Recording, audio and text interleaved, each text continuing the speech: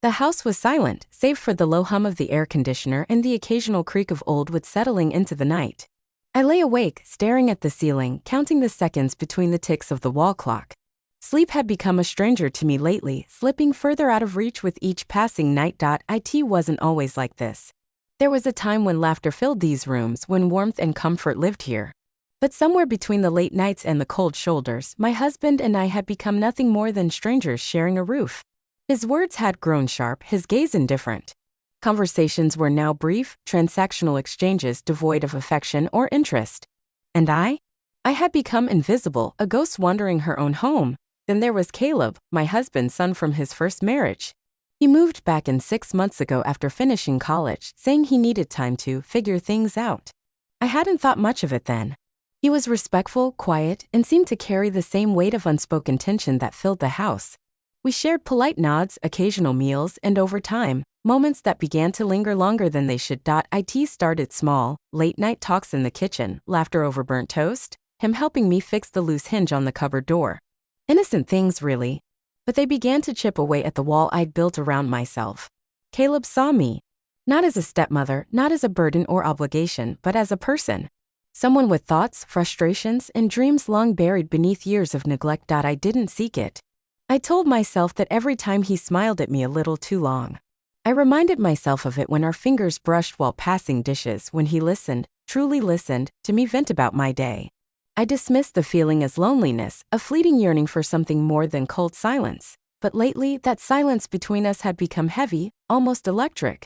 I could feel it in the way he lingered near me and the way his eyes searched mine for something unspoken. I should have put a stop to it. I should have drawn the line. But I didn't.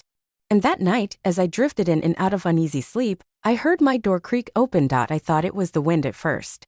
The house often made noises that played tricks on the mind. But then I felt it, a presence in the room. I opened my eyes slightly, adjusting to the dim light spilling in from the hallway.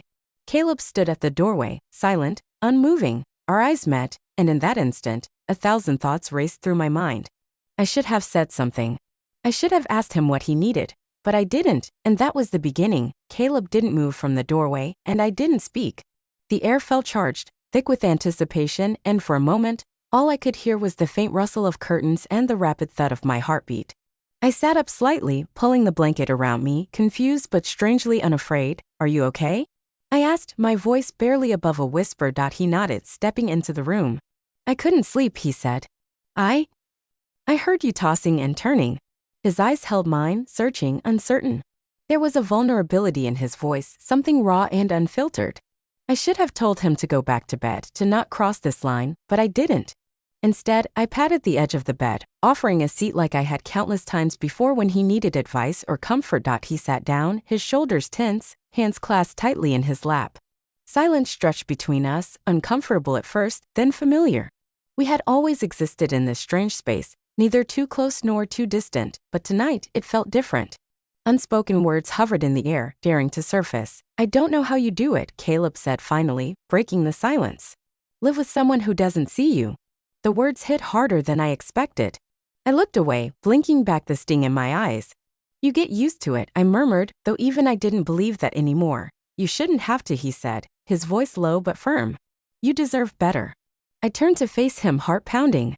His expression was intense, not youthful rebellion, but something deeper, genuine concern, maybe even admiration. For a fleeting moment, I allowed myself to believe him, to bask in the idea that someone, anyone, saw me as more than an afterthought. "Caleb," I began, but my words faltered. What could I possibly say? That I felt the same pull? That the lines were blurring in ways they never should? His hand brushed mine, just a light touch, barely there, but it was enough to send a tremor through me. I didn't move away. I should have, but I didn't. "I'm sorry," he whispered, drawing his hand back. "I didn't mean to make things awkward." I shook my head, trying to find steady ground. "No. It's just complicated." For a long while, neither of us spoke. The weight of everything unsaid loomed large, and I knew that tonight had changed something.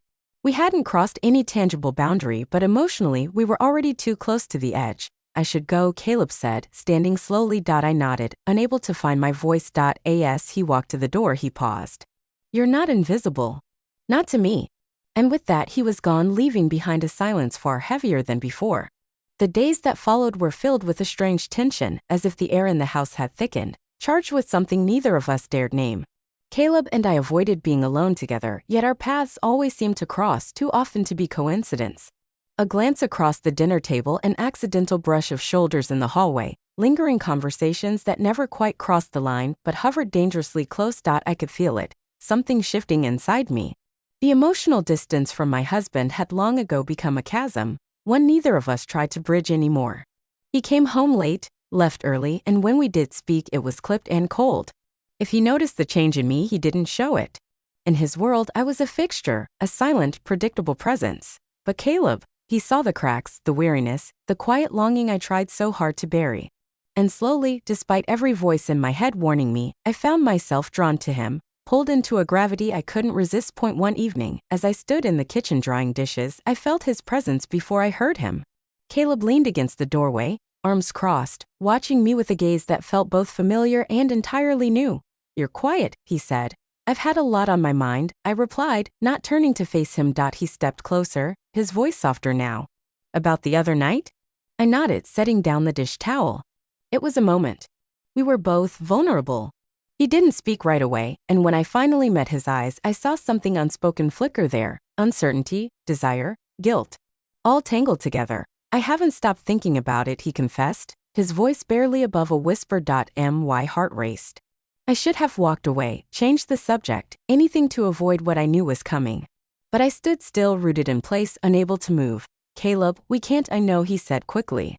"I know it's wrong. But that doesn't change how I feel." His words hung heavy between us, undeniable now. There was no going back to the easy companionship we once shared. The line was still there, but it was thin, frayed, barely holding. "I'm not asking for anything," he continued, stepping closer, his eyes searching mine. "I just needed you to know." I swallowed hard, my emotions a whirlwind of confusion and temptation. "This can't happen," I said, but my voice lacked conviction. He nodded, backing away, respectful despite the storm between us. "I'll keep my distance. I promise." As he turned to leave, I felt a pang of something I didn't want to name, regret, maybe. Or the sinking realization that the decision wasn't as final as I wanted it to be. For weeks, we lived in the shadow of that unspoken truth, Caleb's confession hanging between us like an unfinished sentence. He kept his promise, maintaining distance, but I felt the shift in every glance, every fleeting moment of silence that once held comfort but now pulsed with tension. I tried to throw myself into routine, meals, errands, the sterile hum of daily life. But it all felt hollow, mechanical. My husband's presence was a ghostly echo. He didn't ask questions, didn't notice the strained air or the silence at the dinner table. In his world, I still filled the role of wife, nothing more. But in mine, I was unraveling. One night, the weight of it all became too much. I stepped outside, hoping the cool night air would ground me. The sky was cloudless, stars scattered like distant lanterns, and the world was quiet. Except for footsteps, familiar ones. Caleb stood at the edge of the porch, hesitant. "Didn't mean to disturb you." "You didn't," I said softly. We stood in silence for a moment, the distance between us thick with everything we hadn't said since that night. Finally, I turned to him. "This isn't fair to either of us." "I know," he said, his voice raw. "But pretending nothing's changed doesn't make it true." I looked away, my chest tight.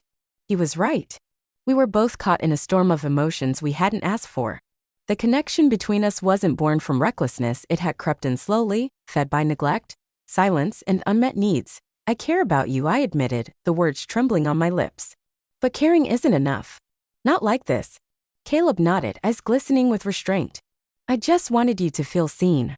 Even if I can't be the one to give you what you deserve." There it was, clarity. Not desire, not temptation, but recognition. He wasn't asking for more. He was offering understanding. A mirror to the loneliness I'd carried in silence. I stepped closer, placing a hand gently on his arm. "Thank you for seeing me." It wasn't a promise. It wasn't a goodbye. It was a moment of closure, quiet and profound. He smiled faintly, then turned and walked away, leaving me in the stillness of the night. As I watched him disappear into the darkness, I felt a strange sense of peace.